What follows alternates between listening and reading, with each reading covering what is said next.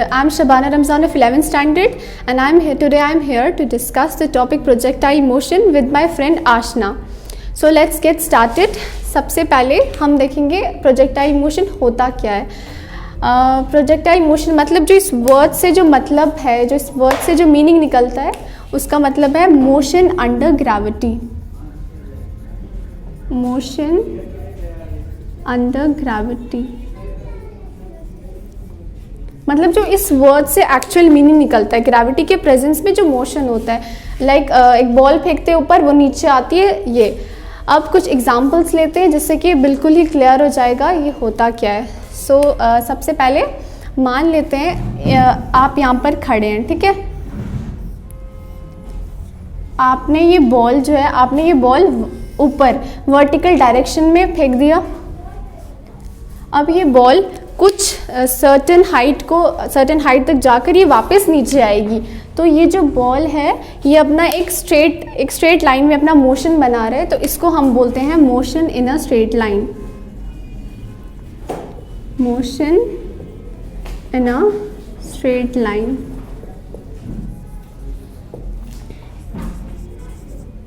सो अब एक और एग्जांपल लेते हैं जिससे कि ज़्यादा क्लियर हो जाएगा. मान लीजिए ये एक ग्राउंड है, ठीक है. यहाँ पर एक बॉल रखा हुआ है, ठीक है. अब आप क्या करते हैं, आप इस बॉल को इस डायरेक्शन में पुश करते हैं. जब आप इस बॉल को इस डायरेक्शन में पुश करेंगे तो ये बॉल कांस्टेंट स्पीड से आगे मूव करेगा, ठीक है. कांस्टेंट स्पीड से आगे मूव करेगा और यहाँ पर हम फ्रिक्शन को कंसिडर नहीं कर रहे हैं. जहाँ हम फ्रिक्शन को कंसिडर नहीं करते हैं और हम इसको इस डायरेक्शन में पुश करेंगे, ये कांस्टेंट आगे मूव करेगा और इसका भी जो डायरेक्शन है वो स्ट्रेट लाइन में ही है. इसको भी हम motion in a straight line भी कहेंगे. इसको भी, ये भी motion in a straight line था, बट मैंने थोड़ी अलग एग्जाम्पल से बताया. Motion in a straight line. अब मैं आपको बता दूं, ये जो था ये वर्टिकल मोशन, इसको हम बोलते हैं वर्टिकल मोशन. Vertical motion. ये जो है इसको बोलते हैं हम हॉरिजॉन्टल मोशन.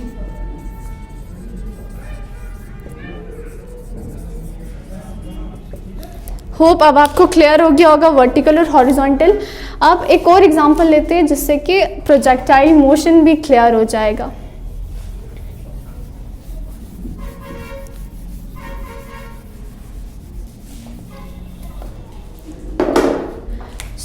मान लेते हैं आप यहाँ पर हैं, आप बॉल को लेकर यहाँ पर ग्राउंड में खड़े हैं, ठीक है. अब आपने इस बॉल को ना ही हॉरिजॉन्टल में पुश किया, ना ही आप वर्टिकल में इसको फेंकते हैं, आप इसको इस डायरेक्शन में फेंकते हैं. अब ये कुछ एंगल हॉरिजॉन्टल के साथ भी बनाएगा और कुछ वर्टिकल के साथ भी बनाएगा.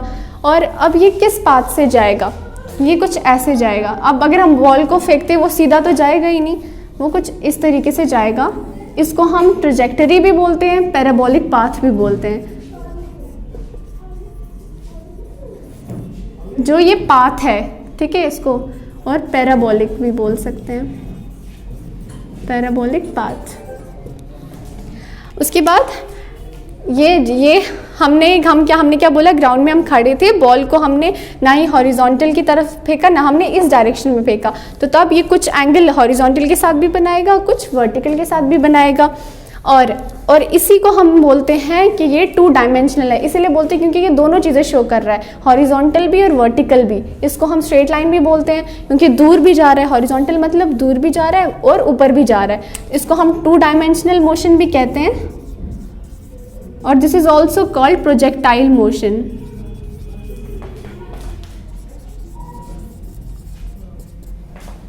और ये motion in a straight line भी बनाएगा और इसी को हम प्रोजेक्टाइल मोशन भी कहते हैं.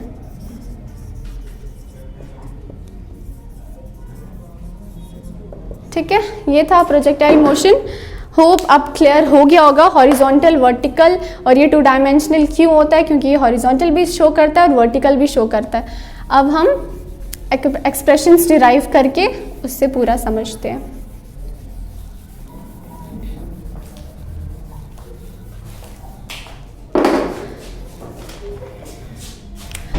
अब ये है हमारे पास, ये हमारा एक्स एक्सिस, ये हमारा वाई एक्सिस. अब ये एक बॉल है, मैं इस बॉल को फेंकती हूँ ऊपर की तरफ, मैं u वेलोसिटी से इस बॉल को थीटा के एंगल पर फेंकूंगी। क्या कहा मैंने, u वेलोसिटी से इस बॉल को मैं थीटा के एंगल पर फेंकूंगी। अब ये बॉल सीधा तो जाएगा ही नहीं, अब हम किसी चीज़ को ऊपर फेंकते तो सीधा नहीं जाएगा, लाइक वो कुछ ऐसे जाएगा, ऐसे, ठीक है। ये हमारी हाइट है, हाइट h की हाइट पर वो जाएगा। ये हमारी हॉरिजॉन्टल रेंज हो गई जिसको हम r से डिनोट कर रहे हैं। उसके बाद अब हम एक्सप्रेशन इनके सारे फार्मूलाज को डिराइव करके देखते हैं। उसमें r कितना है हमारे पास, h कितना है, फिर यहाँ से यहाँ तक जाने में टाइम कितना लगा, उसको हम बोलते हैं time of light, capital T से डिनोट करते हैं, और वो बराबर होते हैं T ascend plus T descend. अब ये T ascend plus T ascend क्या चीज़ है, यहाँ से यहाँ तक जाने का कितना ऊपर जाने का टाइम प्लस नीचे उतरने का टाइम, ठीक है, उसको हम बोलते हैं टाइम ऑफ लाइट। यहाँ लिख देती हूँ मैं, टाइम ऑफ लाइट। ओके, अब अगर मैं अब हमें एक्सप्रेशंस को डिराइव करने के लिए u के टर्म, हमें किस टर्म में डिराइव करने एक्सप्रेशंस को, u के टर्म में, थीटा के टर्म में, और एक और g के टर्म में जो नीचे की तरफ लग रही है, जिसका वैल्यू क्या होता है 9.8 मीटर पर सेकेंड स्क्वायर, ठीक है। तो मैंने क्या कहा था, मैंने u वेलोसिटी से इस बॉल को थीटा के एंगल पर फेंका था, ठीक है। अगर मैं u वेलोसिटी से ना फेंक कर मैं यहाँ पर u cos थीटा पर फेंको, और यहाँ पर इस डायरेक्शन में मैं u cos थीटा डाल दूँ और इसमें u sin थीटा, बात दोनों बराबर ही हैं। मैंने क्या कहा, अगर मैं u ना दूँ, u cos थीटा हॉरिजॉन्टल में और u sin थीटा वर्टिकल में दे दूँ, क्वेश्चन ये है कि ये भी है, ये भी है, ये कुछ नहीं है, ये हमने सिर्फ u को रिजॉल्व किया है टू कंपोनेंट्स में, horizontal component u cos theta, vertical component u sin theta, ठीक है। हमने सिर्फ इसको रिजॉल्व किया है, तो बातें दोनों ही बराबर है, कुछ कंफ्यूज होने वाली ज़रूरत नहीं है। तो अब हम क्या करेंगे, मैं अब आपको फॉर्मूला लगा के दिखाती हूँ। उसके बाद अब है अब एक फॉर्मूला होता है, बहुत ही कॉमन सा फॉर्मूला है, speed is equal to distance upon time. और एक और बात है, जब हम, अब तो हमारे पास दो बातें आ गई ना, हमें मोशन को अब एनालाइज करना है, एक हॉरिजॉन्टल में और एक वर्टिकल में। जब हम मोशन को एनालाइज करते हैं हॉरिजॉन्टल में, तो यहाँ पर भी u cos थीटा, यहाँ पर u cos थीटा, यहाँ u cos थीटा, इस डायरेक्शन में u cos थीटा। बट जब हम वर्टिकल की बात करते हैं, जो स्पीड होती है वो कम हो जाती है, ठीक है, जो स्पीड होती है वो एकदम कम हो जाती है। मतलब कि इवेंचुअली जैसे ये ऊपर ऊपर जाती रहती है, इसकी जैसे ये बढ़ता रहता है ना, ग्रेविटी इसकी अगेंस्ट होके इवेंचुअली यहाँ पर आकर रोक देती है, और ऊपर वाली डायरेक्शन पे जो वेलोसिटी है वो ज़ीरो हो जाती है, ठीक है। और अब हम इसी का फ़ायदा उठा के अपने एक्सप्रेशंस को सॉल्व करेंगे। मैंने बताया कि बहुत ही कॉमन फॉर्मूला है ये, speed is equal to distance upon time. ये कब लगाते हैं हम, जब एक्सेलरेशन हमारे पास ज़ीरो होती है। उसके बाद स्पीड u t टाइम, अब हमारे पास डिस्टेंस, अब हम देखते हैं स्पीड क्या हमारे पास u sin थीटा, डिस्टेंस क्या हमारे पास r, t time of flight, यहाँ से यहाँ तक का टाइम हमने टाइम ऑफ फ्लाइट माना था।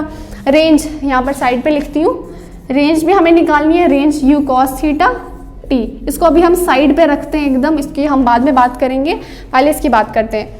Okay, u cos theta, r हमारी रेंज और t हमारी टाइम ऑफ फ्लाइट। अब मैं एक वर्टिकल डायरेक्शन में एक इक्वेशन लगाती हूँ, जिससे कि आपको एकदम पता चल, हम उससे हमारी हाइट आ जाएगी, हमें हाइट मिल जाएगी। जब मैं वर्टिकल डायरेक्शन में, मैं ये वाला ले लेती हूँ, v square minus u square is equal to 2as। Final velocity क्या है, जीरो। इनिशियल वेलोसिटी क्या है, u sin थीटा। फाइनल क्या है, जीरो लगा दिया। इनिशियल क्या है, u sin theta. u sin theta का whole square, u square sine square theta. Hope करती हूँ इतना अंडरस्टैंडिंग तो आप में होगी मैंने कैसे किया। सो 2 इंटू, अब मैंने माना होगा, मैं अगर किसी डायरेक्शन, हमारे पास दो होता है, सबको पता ही है।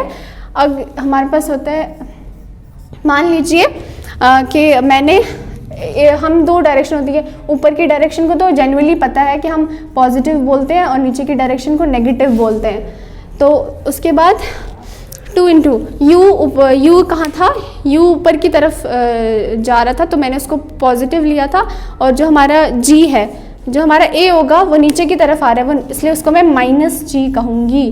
और अब हमारी डिस्टेंस क्या है, डिस्टेंस किस डायरेक्शन में ट्रैवल कर रही है, कहाँ ट्रैवल कर रही है, और उसके डिस्टेंस हमारी यहाँ से यहाँ तक हो जाएगी। उसके बाद एच हमारा, ये जो एच है ये नीचे की डायरेक्शन में जा रहा है, तो एच हमारा पॉजिटिव, सॉरी एच ऊपर की डायरेक्शन में जा रहा है तो एच हमारा पॉजिटिव हो जाएगा। तो एच का वैल्यू, एच का फॉर्मूला मेरे पास आ गया you square sine square theta upon 2g। ये हमारे पास h का वैल्यू आ गया। मैं क्यों बोल रही हूँ कि हमारे पास ये h का फॉर्मूला आ गया, बिकॉज ये किसी और पे डिपेंड नहीं करता है, ठीक है। मतलब u थीटा के और ये g के टर्म में ये चीज़ें हमें पता होंगी तो ही हम, मतलब पता होंगी कि प्रोजेक्टाइल में, तो ही हम अपनी हाइट निकाल सकते हैं। बिल्कुल क्लियर। सो ये था हमारा, मैंने आपको पढ़ाया प्रोजेक्टाइल मोशन। प्रोजेक्टाइल मोशन क्या होता है, एक्चुअल पाथ, एक्चुअल मीनिंग क्या है इसका, मोशन अंडर ग्रेविटी। हमने कुछ एग्जांपल्स ली, एग्जांपल्स से हमने क्या समझा, एग्जांपल्स में हमने देखा कि वर्टिकल हॉरिजॉन्टल क्या होता है, उसके बाद हमने प्रोजेक्टाइल मोशन पूरा देखा, फिर मैंने आपको बताया पैराबोलिक पाथ क्या होती है, वो ट्रेजेक्ट्री भी बोलते हैं उसको, वो पूरा पढ़ा। उसके बाद फिर हमने ये यहाँ पर देखे, ये क्या है, ये हमारा रेंज होता है, ये हमारी हाइट, ये सब, उससे मैंने अपना हाइट फाइंड किया। इस इक्वेशन को मैंने वर्टिकल डायरेक्शन में लगाया, रिमेंबर, ठीक है। इससे आपको क्लियर हो गया होगा। तो अभी हम दो इक्वेशन में, अभी हम टाइम ऑफ फ्लाइट भी निकालेंगे और रेंज भी निकालेंगे, तो वो मेरी फ्रेंड आशना आपके साथ कंटिन्यू करेगी। सो प्लीज़ यहीं पर रहिएगा। Hello, my self Aashna Sharma and I will continue the topic projectile motion. जैसे आपको मेरी फ्रेंड ने बताया, शबाना ने बताया कि मैक्सिमम हाइट हमारी होती है h is equals to u square sine square theta upon 2g। अब हम इसमें डिस्कस करेंगे time of flight. Time of flight, अब किसी भी चीज़ में टाइम तो लगेगा। अब जैसे एरोप्लेन है, जब वो एक जगह से, एक एयरपोर्ट से वो पैसेंजर्स को उठाता है, फिर जाके दूसरी एयरपोर्ट पे वो पैसेंजर को छोड़ेगा, तो उसमें कितनी देर वो हवा में रहा, वो हो गया टाइम ऑफ फ्लाइट। कितनी देर उसने हवा में अपना टाइम लगाया, वो हो गया हमारे पास टाइम ऑफ फ्लाइट। अब हम इसको, इस इक्वेशन को ड्राइव करेंगे कि हम टाइम ऑफ फ्लाइट कैसे निकालते हैं। अब हमारे पास दो टाइम लगेंगे। एक तो लगेगा ऊपर जाने में, T A time of ascent, नीचे आने में T D time of descent. Total time हमारे पास कितना होगा, T A plus T D. इसको हम टी, दोनों को टी से डिनोट कर लेते हैं, दोनों इक्वल होते हैं। यह आ गया हमारे पास 2t। अब हमारे पास इक्वेशन है v equals to u plus at। ये हमारी इक्वेशन है। अब इसके हेल्प से हम टाइम निकालेंगे। v हमारे पास है, हम वर्टिकल में ले रहे हैं तो हम v हमारे पास होगा u sine theta, u sine theta, और u हमारे पास होगा, सॉरी v हमारे पास 0 होगा क्योंकि हमारी कोई फाइनल वेलोसिटी नहीं है, और u हम उसको वर्टिकल में ले रहे हैं तो वो हो जाएगा हमारे पास u साइन थीटा।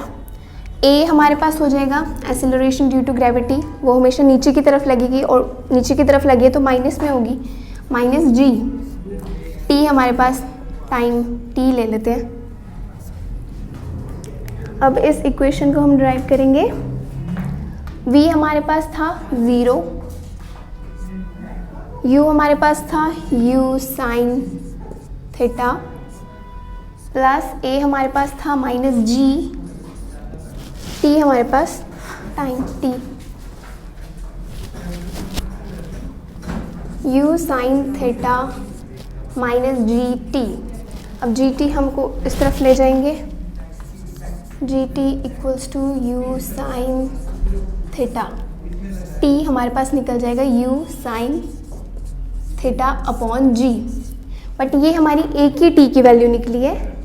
अब हमें टोटल निकालना है तो हमारे पास होगा t हमारे पास 2t है, तो ये 1t है, तो आगे हम इसको टोटल टाइम हमारे पास निकल जाएगा 2u sin theta upon g। ये हमारे पास निकला टाइम ऑफ फ्लाइट। इसको मैं इस तरफ लिख लेती हूँ।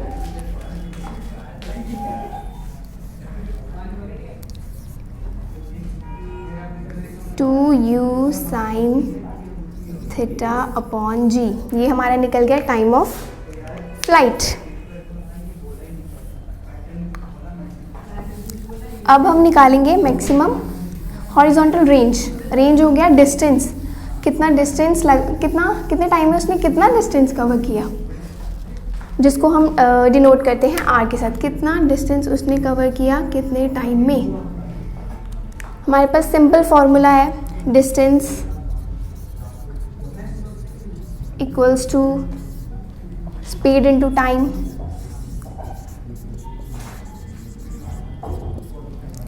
तो यहाँ पर डिस्टेंस है हमारे पास r, स्पीड हम लेंगे ये किस स्पीड से हॉरिजॉन्टल में जा रहा है तो u cos theta, u cos theta. Time हमारे पास हमने अभी डिराइव किया 2u sin theta upon g। अब हमारे पास हॉरिजॉन्टल रेंज निकल जाएगी u स्क्वायर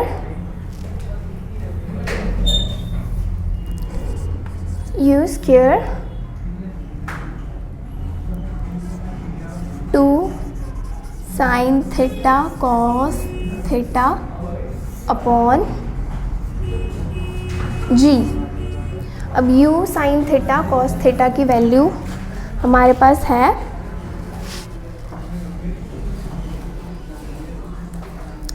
इनकी वैल्यू होती है sine 2 theta. r is equal to इन दोनों की वैल्यू होती है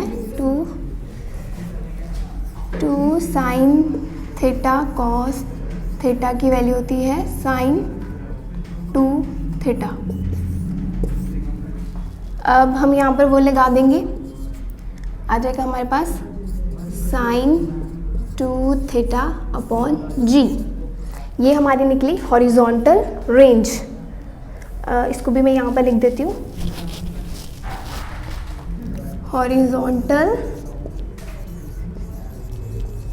रेंज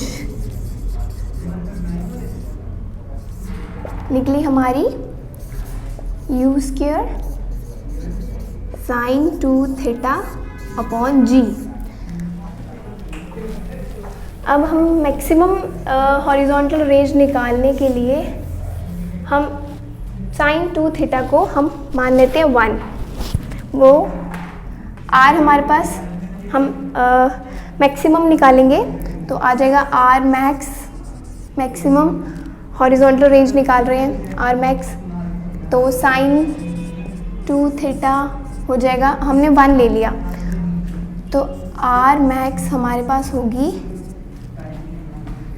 u स्क्वायर अपॉन जी। 2 साइन 2 थीटा को हमने क्या माना 1 माना, तो हमारे पास r मैक्स हुई u स्क्वायर थीटा। अगर हमें मैक्सिमम वैल्यू निकालनी हो हॉरिजॉन्टल रेंज की तो वो हम u स्क्वायर अपॉन g की वैल्यू इसमें वैल्यूज़ फिल करके हम निकाल सकते हैं। तो ये था हमारा टॉपिक। आई होप आपको समझ आया हो। हमने इसमें maximum height, time of flight, horizontal range निकाला।